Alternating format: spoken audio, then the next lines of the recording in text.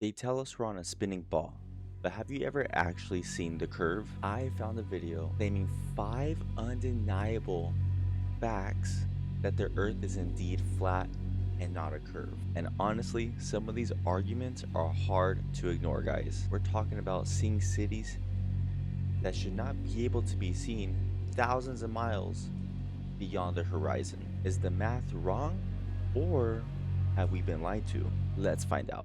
Now, let's explore key elements that challenge the contemporary claim of a spinning globe by presenting real-world examples that clearly demonstrate a flat and stationary Earth, rather than one with a 25,000-mile circumference spinning on an axis.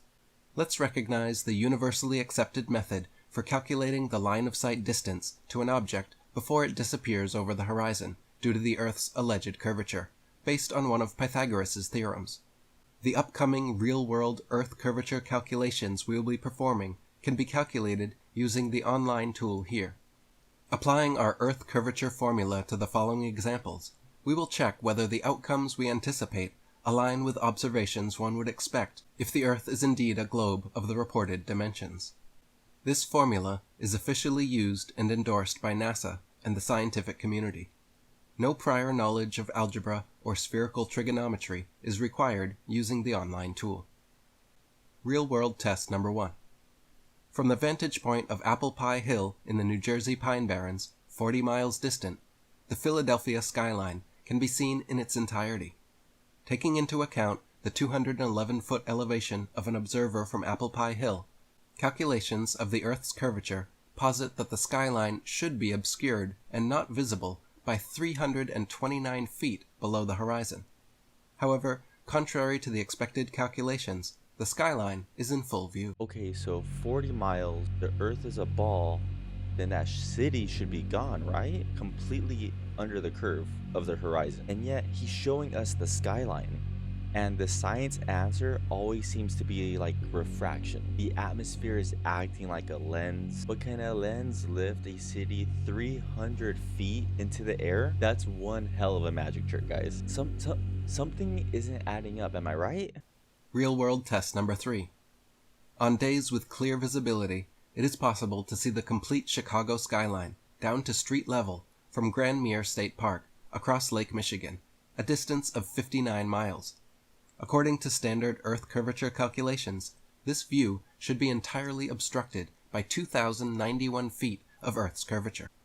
59 miles across Lake Michigan, you can see the Chicago skyline. All that distance, the curve should be over 2,000 feet. And that's not just a little bit of refraction we're talking about here. That's the entire city being miraged up. Are we really supposed to believe that the math only works in a textbook and not in our simulated reality? Using the official Earth curve calculator, the calculation determined that, based on a spherical Earth model, the receiving antenna in Australia would have to be approximately 7,893 miles below the horizon. This prompted me to investigate the feasibility of such an extremely distant radio transmission scenario using an AI chatbot based on a spherical Earth model.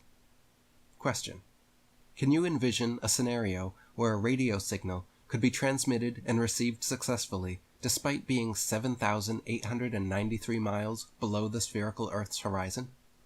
Answer: the concept of a radio signal traveling 7,893 miles below the horizon of the spherical Earth is far beyond the capabilities of radio signal transmission for this distance. The curvature of the Earth poses a physical limitation on the direct line of sight for radio signals.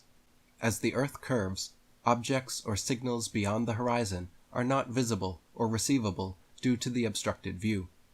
While techniques like antenna height, signal amplification, and atmospheric conditions can extend the range of radio signals to some extent, they cannot overcome the fundamental limitation imposed by the Earth's curvature, especially at distances this remote. Okay, so a radio signal from the UK to Australia in 1930. Remember, guys, we don't have any satellites back then. Nothing in space, or in space. So if the Earth is a ball, that means that radio signal has to travel thousands and thousands of miles through solid rock and water and buildings and infrastructure just to get to his destination. And it's crazy because even the AI in the video that he's asking is saying that's kind of impossible to do, at least back then. So the logic is either the signal bounced off a dome or the flat earth. Now, I don't have all the answers, but these measurements, they make you think and they make you question things. Is it all just like a giant refraction coincidence? Or is the ice wall real? Drop your take in the comments. Are we on a ball or are we on a board? And subscribe for more rabbit holes. Twitch daily for these live discussions, guys. The link is in the description. I'll see you in the next one.